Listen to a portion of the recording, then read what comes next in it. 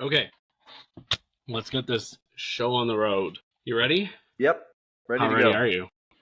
I've been ready for the last 2 Okay. minutes. Welcome to the Hollywood Persona Podcast. Here are your hosts, Mitch and Ant.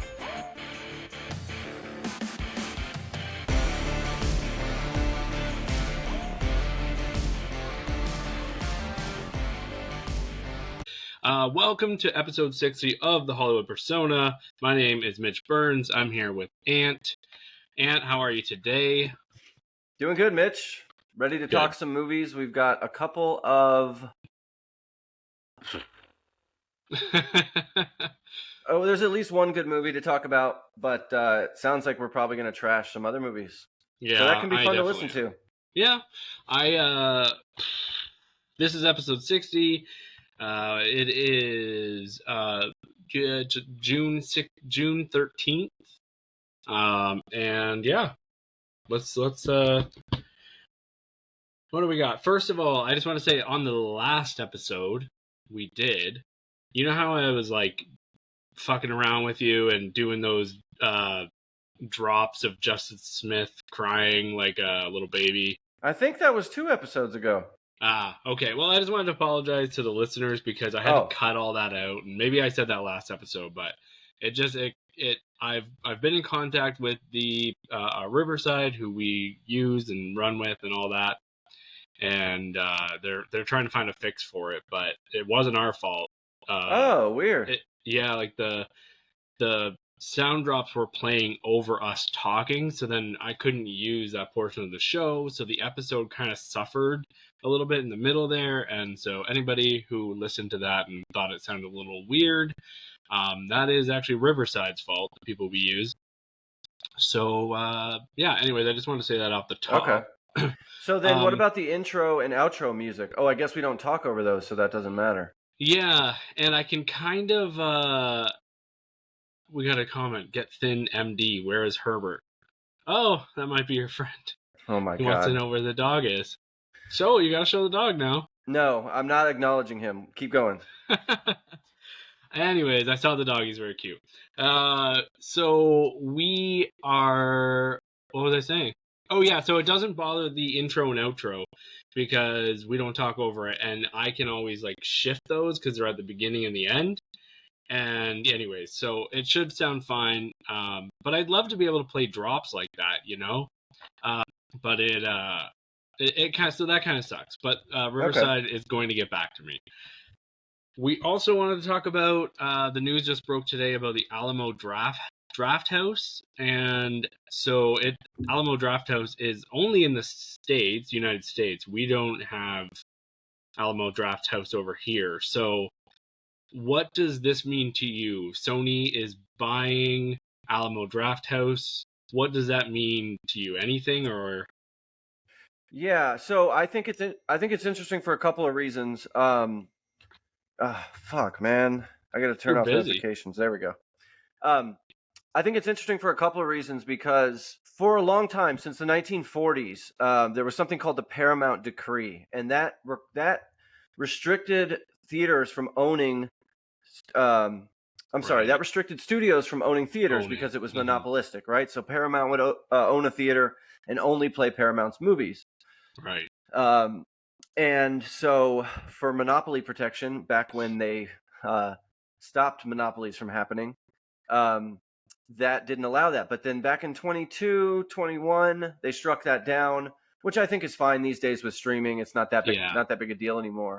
So it's interesting on that note. The Alamo Drafthouse has 35 locations. They are, according to movie fans, incredible. I've been to 2.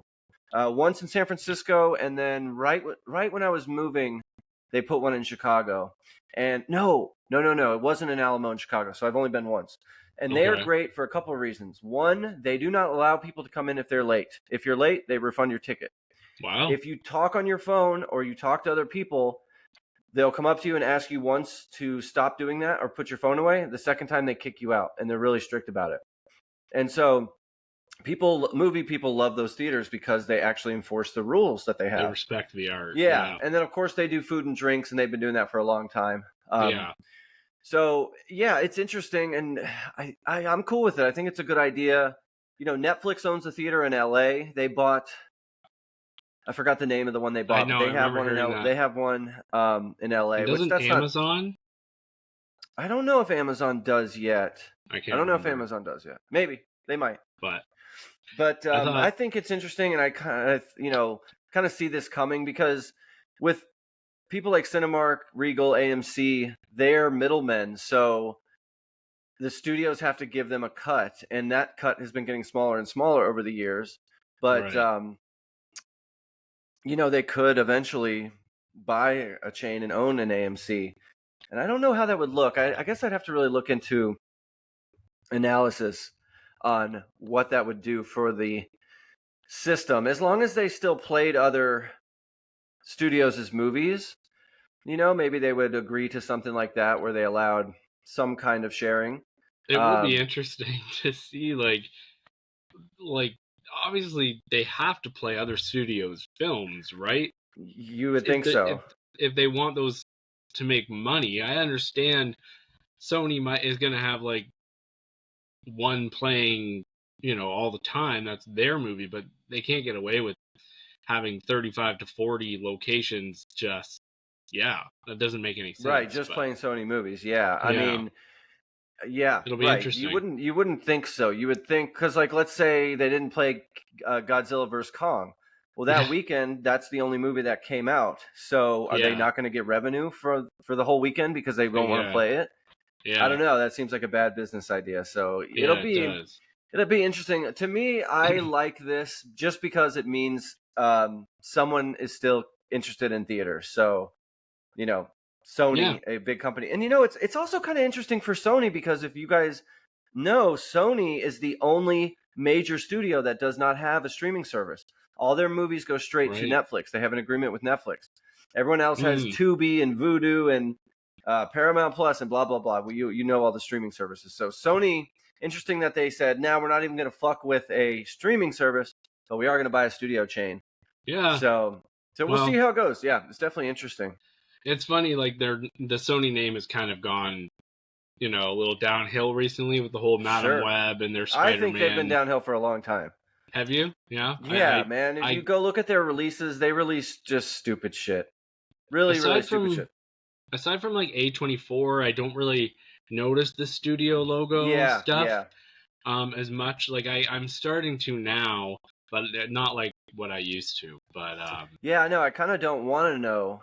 It's like yeah, it's better to not know and care. But yeah, there's like if you just when we're done with this, Mitch, pull up Wikipedia, Sony Studios movies, and just look yeah, through them. They're yeah. all pretty. They're all lots of bad ones, but some of them make money. Like for example, they made Anyone But You, that recent Oh, rom com with yeah. Sydney Sweeney, which did fine financially, but isn't Hmm. that great of a movie. So yeah, it's interesting to see. I was kind of waiting for this to happen. Yeah, Well, let's talk a little bit about box office. I yeah. know I you guess got speaking about movie theaters, we wanted to yeah, just cover last weekend's box office. So Bad Boys Ride or Die ended up doing really well, and actually, I have a really, couple. I have an really interesting well. statistic about this. What'd you say? Okay. Yeah, like I can't believe how well it did, but Yeah, oh well. yeah. So this is the highest grossing movie of the summer so far. Ah, We're only 5-6 weeks into the summer. Summer movie season, technically. yeah. So it opened with 56 million domestically, across the U.S. and Canada. But it beat expectations, and that's always a good thing. It really shouldn't matter, but the trades, Deadline and the Yeah. Wrap, they'll post things and say, Inside Out is expected to make 80 million next weekend.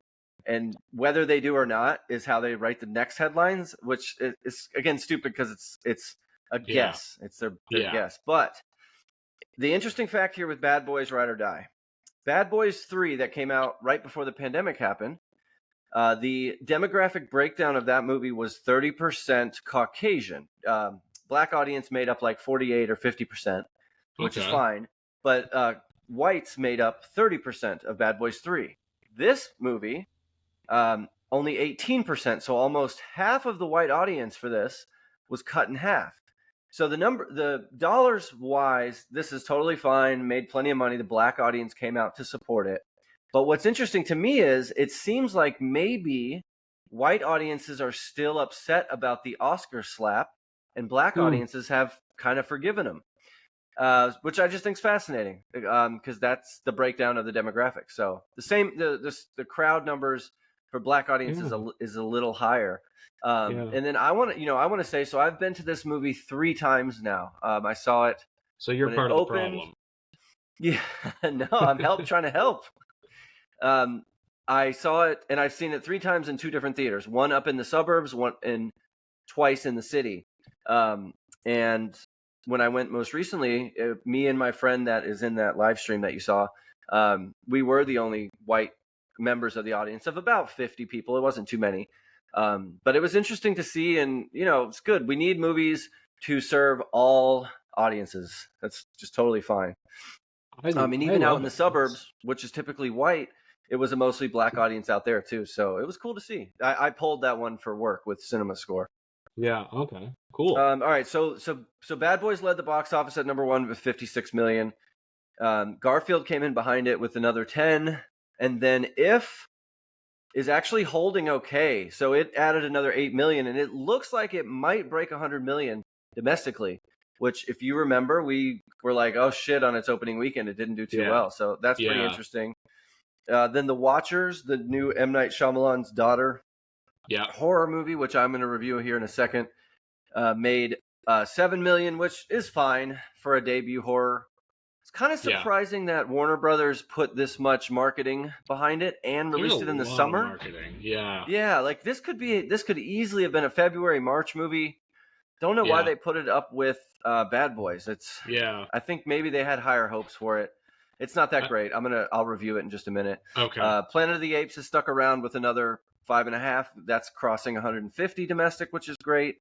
And then, oh god, our poor and sad Furiosa added another 4.2 million. Fine, but it dropped another 60%. So we talk about percentage drop weekend over weekend, and the first week it was 59%. It dropped, and this week it was 61%. So it's just catastrophically falling off. Which just sucks. It's such a good movie. So sad. It's high quality. It's well made. It's entertaining. It checks all the boxes, and it's struggling with $59 million, domestic. So it's just not good. It sucks. It sucks to see. But with Bad Boys being a hit, that's a good thing. So anyway, that's box office for this weekend. We'll see this coming weekend with Inside Out 2 coming out. That's one of the big ones, supposedly. We'll see. So hopefully we'll be back next week with good news that the box office exploded with that hit. Yeah, hopefully. Yeah. The other thing I was going to say is I did see a funny article about Bad Boys Ride or Die, and it said Bad Boys Ride or Die makes like 58 million opening weekend. It looks like Chris Rock was wrong. Like basically just saying like Will Smith, we've all forgiven him now. That's what the underline said, and I'm like, is that what that means? Okay. So I want to tell another anecdote about this. So a friend in my life said to me this, and this is a white older man. He said something about, I'm not going to see Bad Boys because of the slap. He's still upset about it. Right. And we had a conversation about it, and he's more conservative, so he also doesn't like, I feel bad for the guy. He won't watch Heat, which is an awesome movie, which he loved because of Robert De Niro's outspoken words about politics and Trump and stuff. So he won't watch it anymore. And I just say to him, I'm sorry you miss out on it because of that.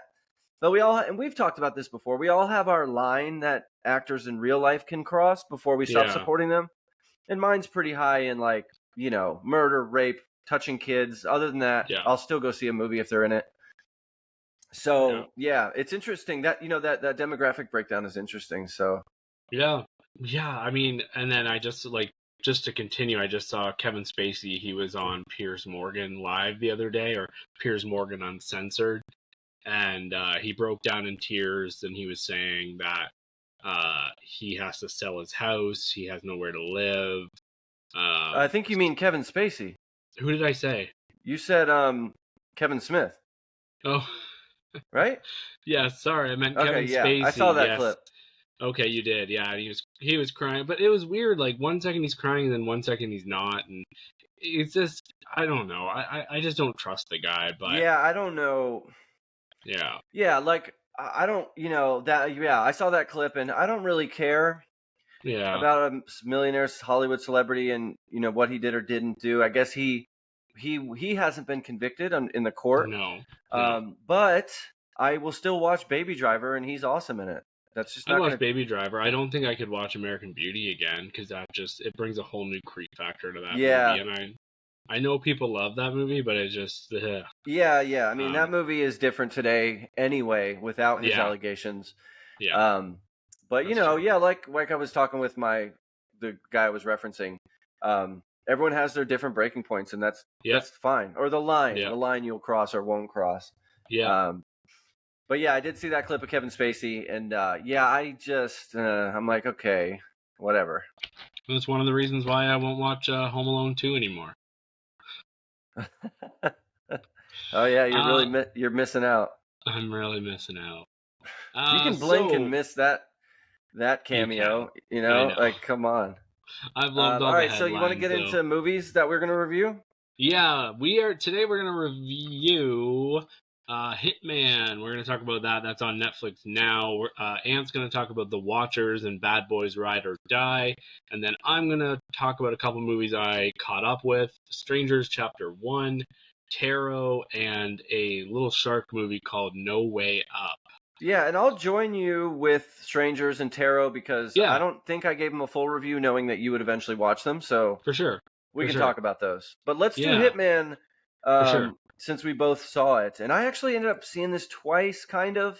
Okay. Yeah, I went back to go watch it because the first time I saw it, I was tired and I went to a very late showing and I didn't finish it.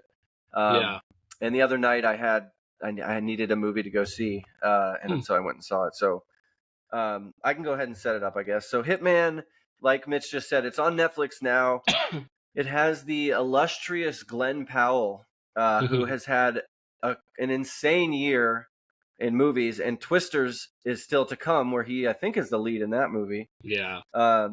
He just has it all. He's a perfect Hollywood star, super handsome, cool dude. Yeah. Was in Top Gun. He just was a part of that IMAX documentary about the Blue Angels that I recently saw.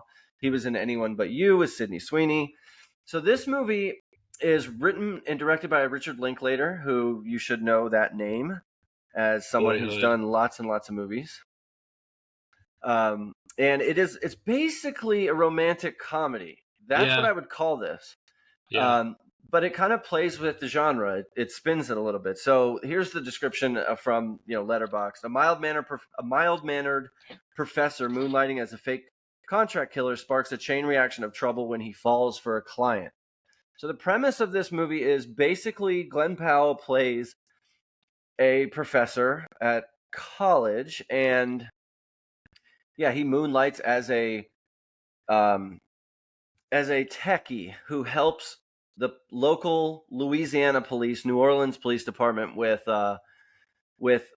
recording conversations for people that are trying to hire hitmen, and then they bust them. Some event happens, and he has to step in and be the actual person who goes in and talks to him. They have him painted up in nerd outfit where he's wearing jean shorts and like long obnoxious hair and like stupid glasses. It's such the very thing where they try and in She's All That, where they try and make a girl who is obviously smoking hot look not hot, Yeah, it's like the opposite though. They take Glenn Powell, who's very good looking, and that's a little bit later, but as he starts to do this job where he's the person who sits at the table and gets the person to try to admit that they want to hire a hitman to kill someone, he starts with these different personas, and all of a sudden he's like, everybody thinks, wow, he's Gary's kind of hot now. It's like, okay. Yeah, even the straight guys I don't know, I'd take your sloppy seconds. I thought that was really funny. Right. So this movie to me is really excellent, and it's I wish it had gotten a bigger theater run. It was only in like 48 theaters. For me, it was in one theater in the entire city of Atlanta. And it was only in for theaters for 2 weeks, and then it went straight to Netflix. But the reception has been great for this. Everyone is liking this movie. You also have Adria Arjona. That is the love interest in this. Yeah. And she's excellent too. She is also a gorgeous woman with Latino background, dark hair, very like my kind of type. And then I didn't recognize anyone else in this movie. Did I miss anybody? Really? Austin Emilio, he played Dwight on on The Walking Dead. The Walking Dead. He's pretty good. He's got like a little role. He comes in and out of it. And then Retta she's from Parks and Rec. Got it. She's the bigger black lady from Parks and Recreation. Yes, that's right. And I've always loved her from that show. So when she popped up in this, and she was pretty funny again. So she reminded me a little of Mindy Kaling, which maybe there's probably a connection there for sure. Just as a character actor on a hit TV show of something other than and those Caucasian two descent. TV shows are so related, like The Office and right, and exactly. Parks and Rec, and so he begins to become this contra. And the movie opens. I want to give this away too, so we'll try not to spoil too much here. But the movie opens with a monologue, basically saying hitmen don't exist. It's only a thing in movies. Sure, there's like mob hitmen from back in the day, but people think they do, and so they'll ask a stripper or some seedy places who will do this, and those eventually get funneled to the police. My opinion in this is that what they're doing is, in at least United States law, entrapment. They are entrapping these people, and I don't think it really works this way to jail someone like the way they're doing it. Seems like it could be argued in court to get these people off. I think they need a little more. But yeah, you're right. They do. They even show some court scenes. But this is really fun, really funny. And I think it's firing on all cylinders.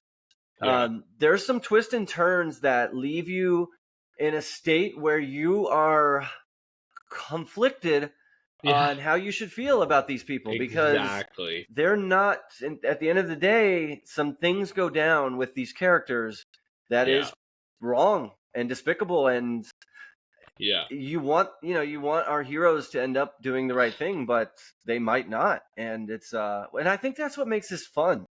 I listened to a review and the film cast, which we've mentioned a bunch on this podcast before, and one of them or a couple of them really couldn't get over it, and they were like, "No, this is wrong. I don't like it." They couldn't see past it just being a movie, and you happen to go along with it. So what'd you think of this, Mitch? What did you like the most? Did you have any nitpicks? I'll just comment on that because it's that age old Silence of the Lambs things, right? Like, people left that movie, Anthony Hopkins was such a great character, and they ended up like almost rooting for him, right? Yet he's a bloodthirsty cannibal. So good point. It goes back to that and even further, but this one, I loved it. I loved the romance was good. Like, there was they have great chemistry. Definitely good chemistry there. And there's some sex scenes in this movie. They don't hide it or shy away. It's definitely rated R. Yeah. And and I just love the way the story moves. It and every part of it is fun. When we see him doing his Hitman stuff, talking to the people, that's fun and funny, and then the romance is interesting, and all this stuff with the guy from The Walking Dead, he, like, that's all interesting. That's like kind of the more tense moments, and definitely, and like that's the thriller element of the movie. If you whenever he's on screen, the movie kind of turns into like a little bit of a thriller. Yeah, it almost is. There's some thrilling elements here for sure.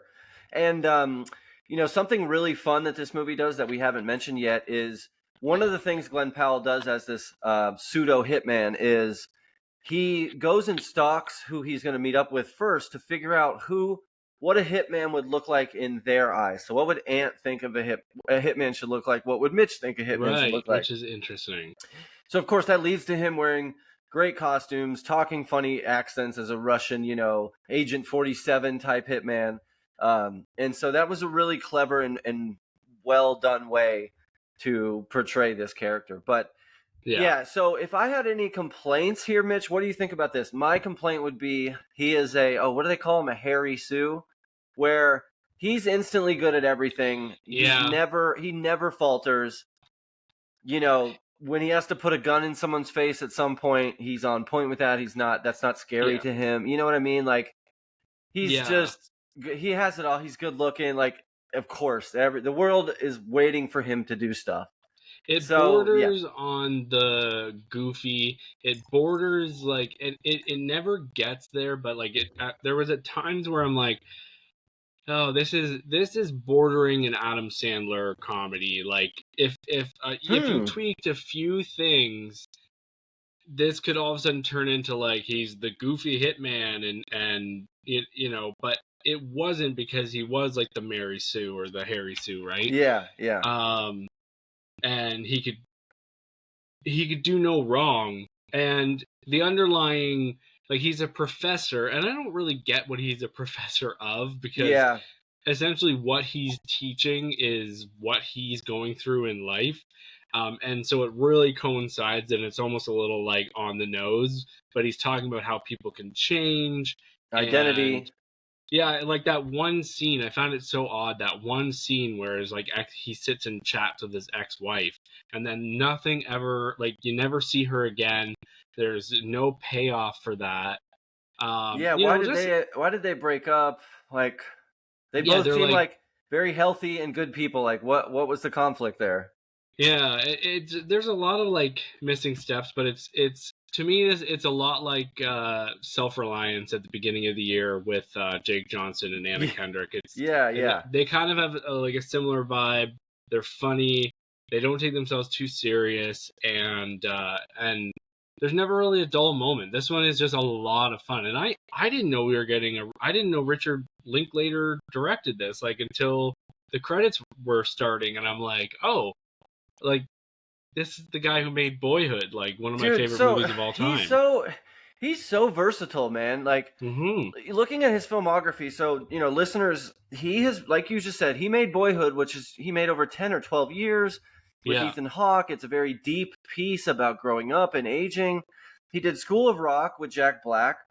He's done the Before trilogy, which is, incredible movies. Before Sunset, Before Sunrise, Before Midnight. A couple of years ago, he did Everybody Wants Some, which is like a frat boy, awesome throwback to the 70s. It was kind of a spiritual sequel to Dazed and Confused, which he did back in '93. So he's just been all over the map. He's kind of a guy who Where'd You Go, Bernadette is one I saw somewhat recently. Oh, I didn't see that one. That one's okay. He did Apollo 10, actually, which was recent too, about his memory of the Apollo era, the space program. Last Flag Flying with Bryan Cranston and Steve Carell. I wanted to see that one, Yeah, I never got to that one either. Fast Food Nation. So he has just this strange filmography, and he's just always underground making new movies. He's kind of very similar to... Oh, shit, I lost it. Soderbergh. He's similar to Soderbergh, where he's just always making a movie, always trying something different. Yeah. And I very, very much respect him. Me too. He's one of my favorites for sure. What'd you give it star-wise? Dazed and Confused. Yeah. I didn't realize that. I thought that was something else. So. What'd you give it star-wise? So I gave this 4 stars. It's a really good movie. I gave it 3.5, and I don't know why. I think I'll bump that up to a 4. It doesn't, like, I don't have enough issues with it. Yeah, I'm curious. Yeah. So would you have been impacted differently if you saw it in a theater with a crowd? Probably. Yeah. That definitely helped me the second time, for sure. The first time I was there by myself, nobody else was seeing it. Yeah. And the second time there was a good bit of people, and man, the crowd, seeing a movie with a crowd is just different. Just is. Yeah. Oh yeah. And so let's close this review and move on to the next one. And I want to just end it by saying, anyone that listens to this, watch Hitman. You'll enjoy it. It's just a good movie right now. Yeah, it's on Netflix. It's great. It's just Yeah, it's one of those movies that comes around and there's not anything wrong with it. I guess we didn't mention. I guess the score isn't that memorable. I don't remember any particular movement with the camera, but that didn't matter. I was totally engrossed in it. Yeah, I didn't think it was incredibly well shot. I did kind of think of that at one point, but it didn't really bother me in any way. Nothing too dynamic. But, yeah, and it's set in just what looks like anywhere USA or Canada. There's nothing special about its location. Yeah. But yeah, man, good movie. Really good movie. Good movie. That's Hitman. It's on Netflix. Why don't you talk about Bad Boys Ride or Die? Yeah, so I can mention this one real quick.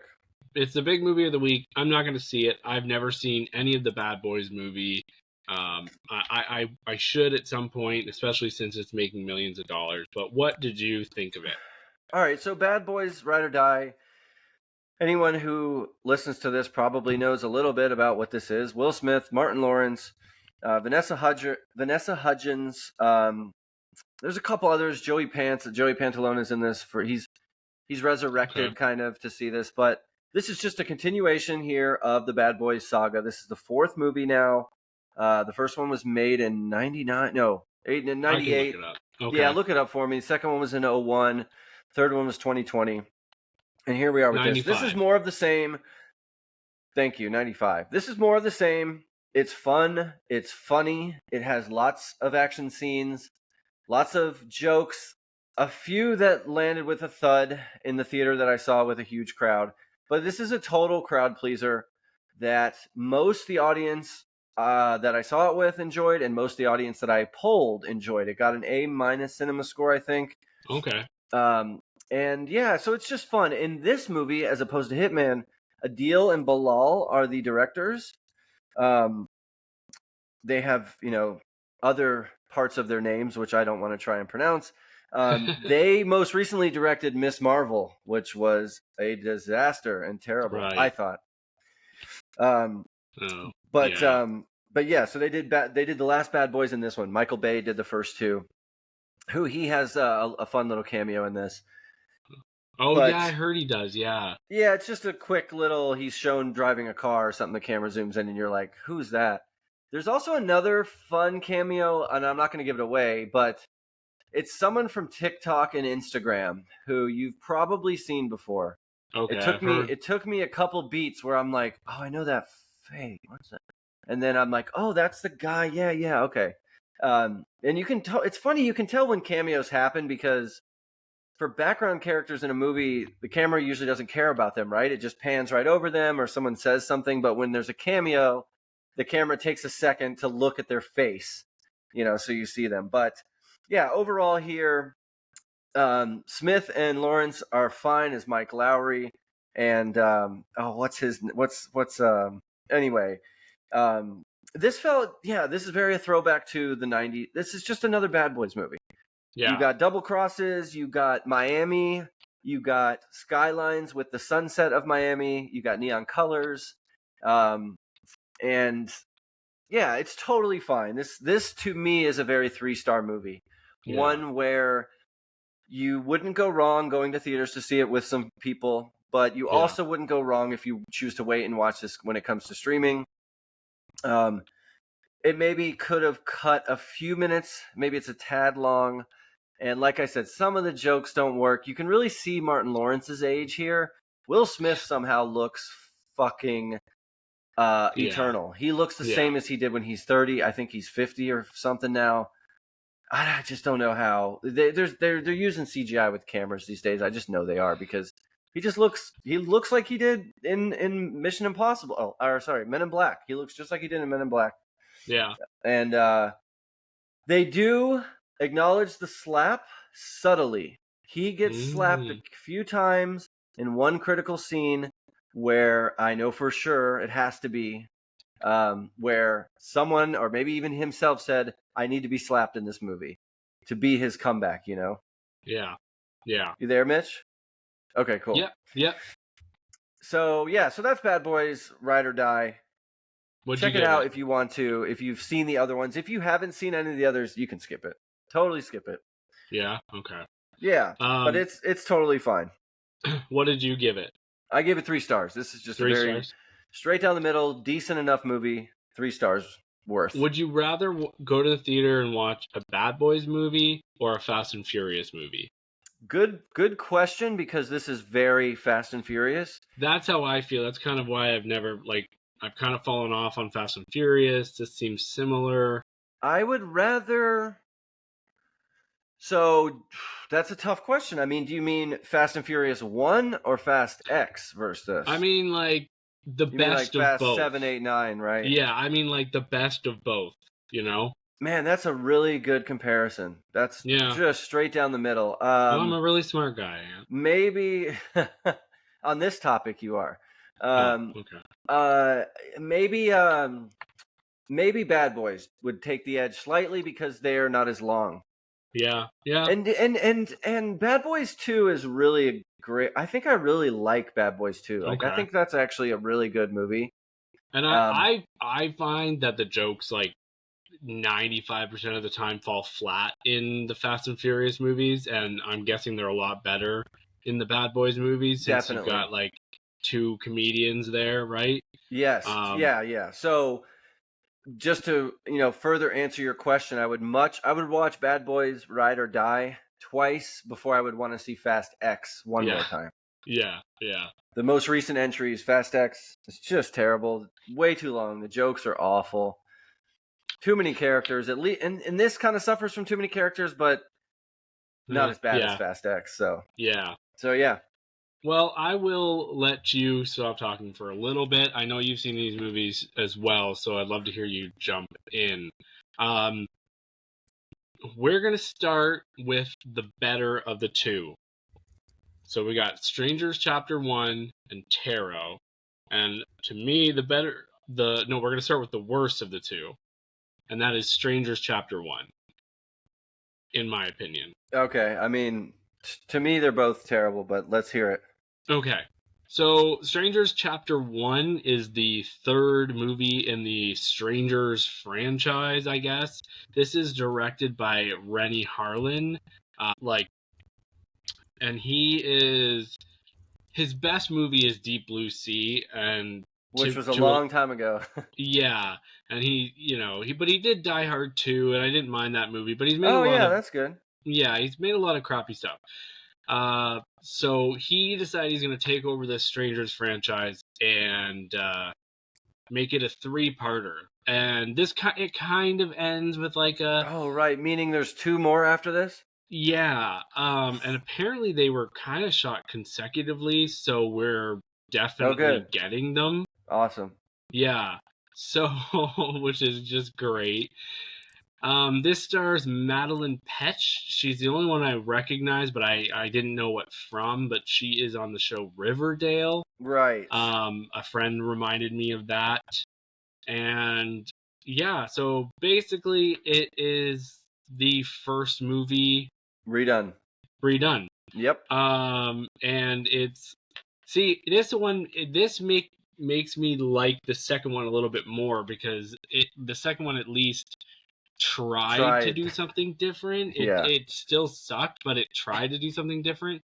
But this one is just 2 people go to a house and people break into the house and we just watch them run away and run around for hours, and the dialogue is awful, the acting is awful, like it's the whole thing is just awful. I gave this 1 star, and yeah, what did you? You're right there with me. Yeah, this is just a remake of the original. Yeah, and in all worse ways. Like you said, the acting, and what I complain about so much with horror movies is when, and I know other people find this annoying too. Jump scares, yes, they suck. Some people are scared by them, and that's fine. I get that, but like what I know everyone hates, and this is, it was commentated on in Scream back in 1999, when the character does something no one would ever do. Like in Scream, they say when she's running upstairs when she should be running out the front door. Same thing here. you know, and the characters split up for no reason, or, you know, they don't call authorities or just run away or use weapons that they have available to them. Yeah. You know, or they've been here's just one example that came to head. They've been being bothered. You know, weird things have happened. Yeah. And the boyfriend decides, oh, let me just run out. There happens to be a motorcycle at this random cabin that I'm allowed to use, even though they arrived in a car. Okay, fine. You have a motorcycle. So he leaves. He's like, oh yeah, no, there's a motorcycle outside. That's great. And of course he knows how to ride motorcycles, because everyone knows how to do that. Because she even said, do you even know how to ride a motorcycle? And he's like, well, like, so obviously he doesn't, but he gets there. And he has to, of course, go back because he forgot his what? Inhaler. Which of course. Leads nowhere. Which goes nowhere. But the point I'm trying to get to is he comes back to the house. The chick there has now, you know, smoked a joint, and she's in the shower, and she's like now hiding in the closet because someone, and he of course like doesn't believe her, or he's like, no, babe, it's not really a bad deal, when they had both experienced some weird shit initially. So if my partner came in and was like, yo, while you were gone, they're in this house, and that'd be like me saying, nah, they're not probably in here. They just knocked on the door a few times and left. I don't believe you, you know? She literally saw someone in front of her with a mask on, and he walks in and he points to a painting of a clown. He was like, well, that was probably it. God. And then so he's like, let's go eat. So they go and they sit down and they eat, and he's just mowing down, and the ketchup's just coming down, and then all of a sudden there's like drops of blood. And they look up, and there's just a chicken hanging from the roof, a dead, headless chicken. And it's like, it was just so dumb. And the big thing that just had me howling was the beginning. You've seen Cabin in the Woods, one of the best horror movies of all time. Great movie. Right? Yes. You know that they make fun of the whole stereotype of the gas station, and there's a creepy guy. Well, this town they go to, what's it called, like Eden or something? Yeah, I can't Eden, remember. Yeah. This town they go to is that gas station manifested into an entire town. There's creepy kids handing out like Jehovah's Witness brochures. Yeah, where did they come from? And then you never see them again. They walk into the diner, and their whole diner goes silent, and then they all stare at, everybody just stares at them. Like they've never seen someone that doesn't live there come there. Yeah, exactly. And the cop too, like the person. And that cop is like a decent actor, like Richard Brake or something his name is, and he doesn't have a single line. Yeah, Richard Brake. Yeah, I love him, and he's great. He's a really cool character actor.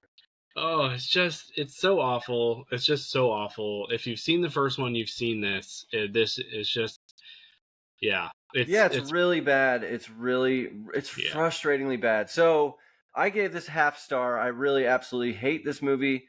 Yeah. Don't want to hear about it ever again. But I will say, you know, and of course it's PG-13, so there's no real violence. There's no nudity. It was so obvious that it was PG-13. Usually I don't notice, but it was just so obvious. And I'm like, why? So my final thing to say on this is for young teens. That's it. Yeah. If you're 13, 12, and you've barely seen a horror movie, and you want to sit down with your friends who have not seen a horror movie either, this is for you. Yep.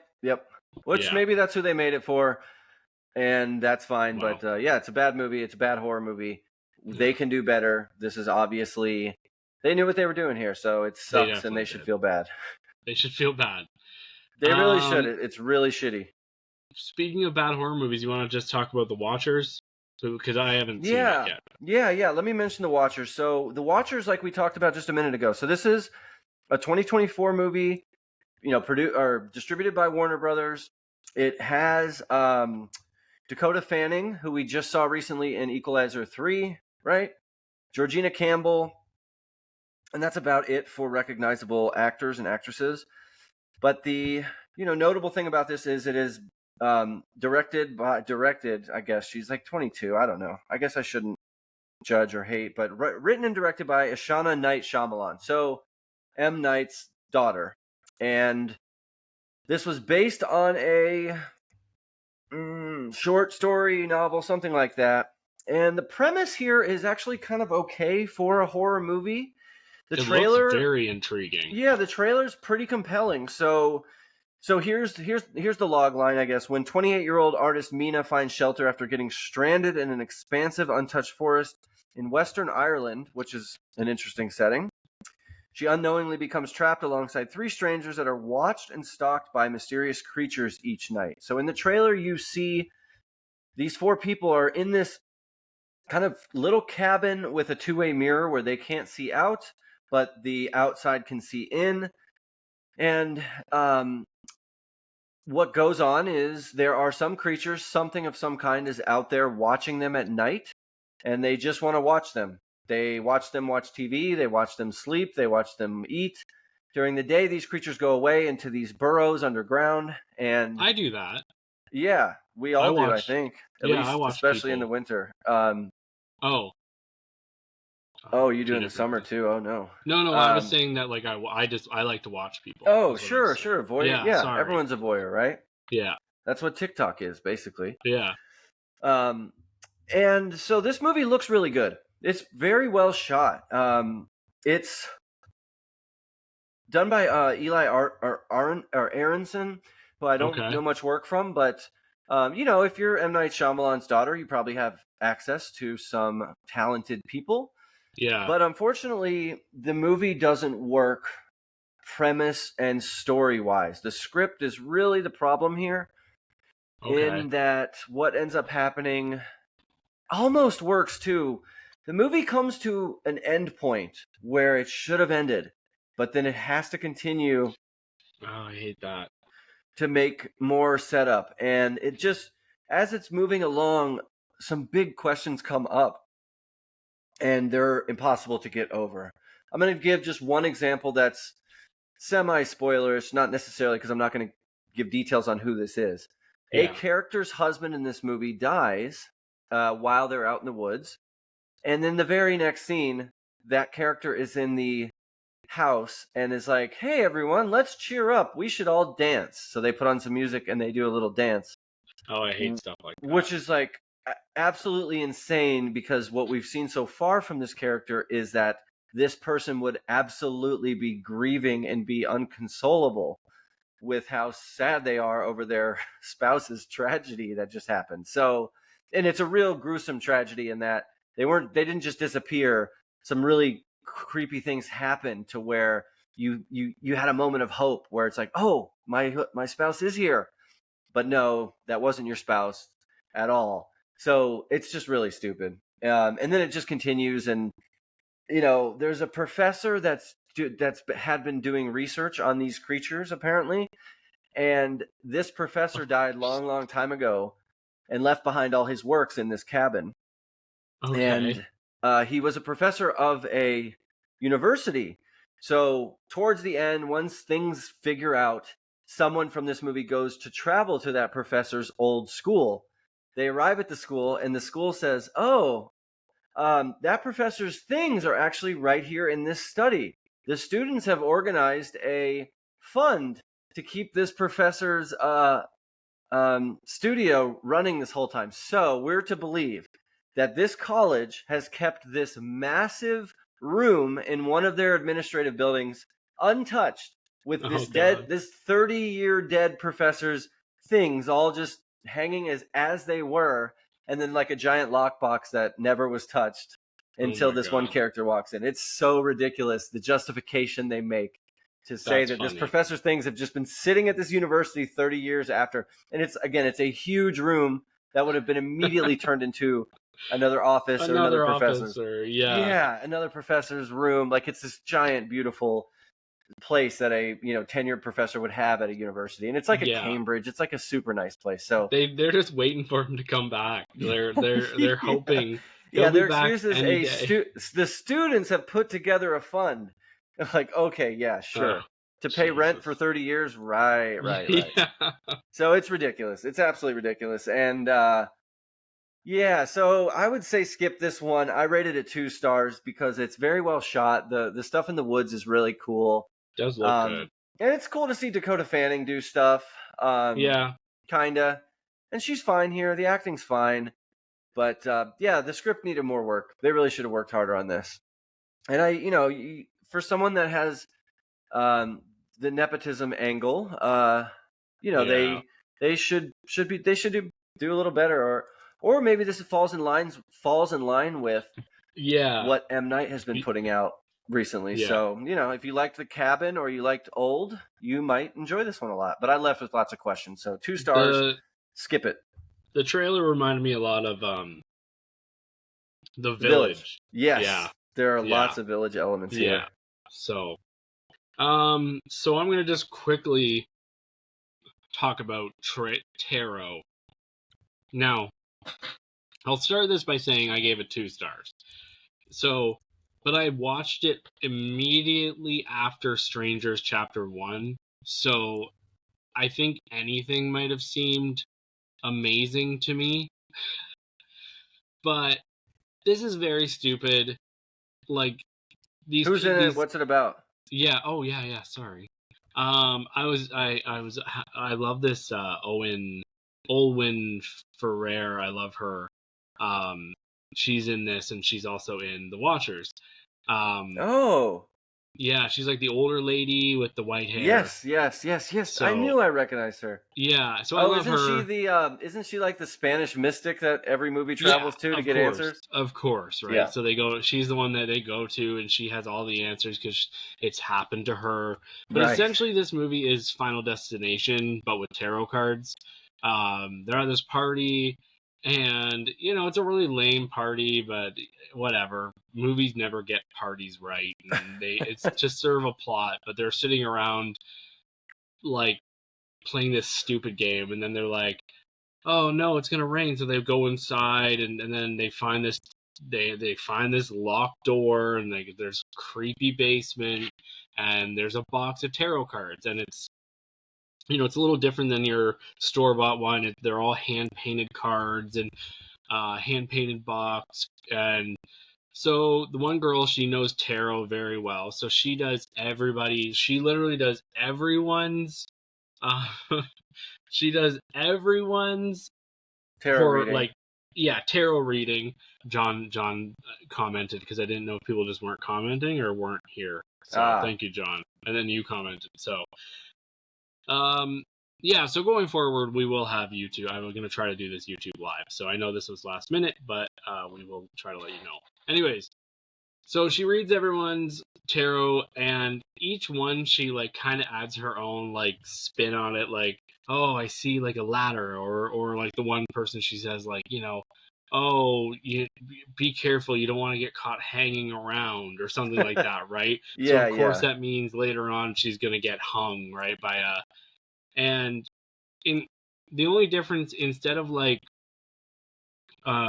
Final Destination, you actually do see the monsters trying to kill these people, which is weird. Like, each of them has there's a different monster, which was kind of cool. There were just some cool elements. There were some decent death scenes, but the acting was bad. The characters were dumb. The writing was bad, and the main characters, it's so fucking weird because the 2 main characters, it's like they're playing this game. Oh, who's gonna get married first? And they're like, oh, these 2. And they're like, oh no, we broke up on the way up. And they're like, oh, nobody knew. And then of course they're 2 of the final people or whatever, near the end, and they're in love again. It's just and they had no chemistry. They were acting as if they'd met that same day. And I didn't even know which character was which. You couldn't tell. They were all just interchangeable. So when I was oh wait, at the end I was are they the 2 from the beginning that weren't dating and broken up? It's a pretty awful movie. And I read a couple people who are into tarot and that kind of mystical stuff, who are bummed out, man, they really did us dirty, and the tarot is a real thing. And I'm man, if those people aren't coming to your side for defense, you really messed up. Jacob Batalon is in this, who you didn't mention yet. He's the guy from... I didn't say who was in it, but he's basically the only one I recognize besides yeah, he's Ned from the Spider-Man Spider-Man, movies. yeah. He's okay. He's fun. He tries to add some levity. He was trying to be Little Ray Howery in Get Out.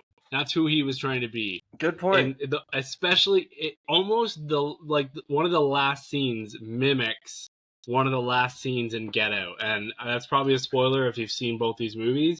But I was like, okay, anyways. Yeah. But yeah, he was fun, and then of course the girl shows up. She's from Mandy, and Owen. Yeah. Right. Owen Fourier. She's like French, and she's definitely got a cool look about her. And they put her in horror movies, and she was just in Watcher. And, yeah. I had fun with her, but there's a little bit of fun to be had here, I think personally. And I think if you watch it, you're not like 100% wasting your time, but it's forgettable. Yeah. Overall. I'll say, to give one tiny nugget of credit, the monster design was kind of cool and creative in a couple spots. Definitely. Yeah. It was. I'm like, oh, that's interesting. That's something for a PG-13 horror. So yeah. But I gave this a half star. I also didn't like it very much. Oh wow. Yeah. I guess just as bad as Strangers. I was more generous. Yeah, and I think and it's like expectations and stuff. You saw it right after you saw Strangers Chapter 1, so that's something. Yeah. I saw it like opening night or whatever. And the crowd I was with laughed at it a lot. So yeah, this is another one I think that's for younger audiences, and so that's fine. Yeah, that's true. Do you mind if I just kind of like rattle through a few things that I've seen before we go, or did you have another? Okay, so I did. I will talk about Under Paris next time we get together. I'm gonna try and watch that too. Yeah, it's on Netflix. I heard my friends over at the Middle Class Film Class podcast talking about it, and they liked it. Pete and his girlfriend, like, they watch shark movies like I watch shark movies, and I'll watch the bad ones, whatever. So, like a week or so ago, I watched No Way Up. And I'll just read the tagline here. Characters from different backgrounds are thrown together when the plane they're traveling on crashes into the Pacific Ocean. A nightmare fight for survival ensues with the air supply running out and dangers creeping in from all sides. Air supply and what? So the plane goes down, kills a bunch of people, and then essentially there's like an air pocket at the back of the plane. Oh, okay. So they're still in the plane. Got it. Yeah, so it's like angled like this, and they're in the plane. So they've got this air pocket, and it's the surface is too high up for them to go. There might be equipment on the plane. I see Cole Meany is in this. Yeah, so he's like the big name. He plays like the bodyguard to the senator's daughter. Okay. And like, so that's kind of a whole storyline, and it's funny because, like, you watch movies and they're like, oh, help's never gonna come. They don't know we're out here. And in this movie, it's the complete opposite. Because she's the senator's daughter, they have like 3 helicopters out there looking right away. So, like, right. But it's interesting. There's this one character who's just like a douchebag that, like, it took way too long for him to die. You saw dead meat written all over him? Oh, for sure. Like, people kept dying before him, and I'm like, why isn't the douchebag dying? But then I realized I think they thought he was being funny, but he was just being a douchebag. But yeah, it's a little tropey, but I've seen a lot of bad shark movies, and this is better than 75% of them. So I gave it 2.5 stars. Yeah. And that's that. That's No Way Up. It is streaming now. Hey, did you end up seeing that Deer Camp 86? I did, and it's okay. It's fine. It's very campy. Excuse the pun. Yeah. Check it out. You might find more of it. I wasn't too hot on it. It was a little too campy, and okay. I mean, campy in tone, not set like in camp, which it was. Yeah. Very, very B movie. I also saw another camp movie called Summer Camp, which I don't need to mention. It's really bad. It's a mom movie. I don't know what I was doing going to see that movie. Yeah. Actually, I can tell you what I was going to do. The cast in this movie Yeah, it's a great was cast. it's a huge cast. So let me rifle these names off really quick. So we have Diane Keaton, Kathy Bates, Alfre Woodard, Eugene Levy, Beverly D'Angelo, also Nicole Richie, Josh Peck. So that could be like a Coen Brothers movie, maybe, but really bad. It's like embarrassing if this is the movies they make for older women. Like I kind of hope my mom sees this and lets me know what she thinks. It's just like sex jokes, which haha, isn't it funny? Older women are talking about sex, and of course there's a handsome camp counselor, and of course there's a nerdy girl that's like, turn in all your phones, and she's like androgynous looking, and it's just really stupid. It's a really dumb movie. Summer camp. I was desperate to see a movie in a theater, so I went and saw it. I was the only one in this massive theater. So, oh man, Alfre Woodard though. Alfre Woodard. So I love her. She was in 12 Years a Slave, and she was just recently in something that was so good, Clemency, about the death penalty. Clemency, fantastic. She should have been nominated. So anyway, I think we should wrap it up. Yep. I will be seeing Inside Out 2. As will I. Yeah, I will try to see The Watchers. I'd like to go see it actually, but it doesn't matter too much. If you get to it, Yeah. But we've also got to continue. No, you go ahead. I was going to say also coming this weekend, but I'm not 100% sure, was that movie that you sent me a screenshot of the other Thelma? day. What was it? Thelma? Yes. Yeah. But I don't think that's this weekend. Yeah, you gave me that as my bomb pick, so we'll see how that goes. But then you also have a Julia Louis-Dreyfus R-rated movie called Tuesday coming out. That looks kind of interesting. Oh, I love her. Julia Louis-Dreyfus plays a mother in a profoundly moving performance. I guess that's some editorializing there. And her teenage daughter must confront death when it arrives in the form of an astonishing talking bird. Yeah, we'll see. It's kind of fairy tale-ish, but why would that be rated R? So interesting. Yeah, and I've been I never saw Game of House of Dragons season 1, so I'm working my way through that. So when I'm done season 1, I'd like to give a little review on that. Cool. And I'm watching The Acolyte, which is that new Star Wars show. Wait, isn't it Arcadia? No, The Acolyte. Oh, okay. Arcadian is that Nicolas Cage movie that we saw a few months ago. That's right. Yeah. That's right. Don't worry, I got your back. All right, everybody. Well, thank you for listening. Thanks for joining into the live stream chat. Looks like we had a few people jump in and out, so that was cool. Nice. So follow us on Instagram, Facebook, wherever. Blah, blah, blah. Yeah, and thank you for watching. Yeah, talk to you guys next week. Okay, bye. See ya.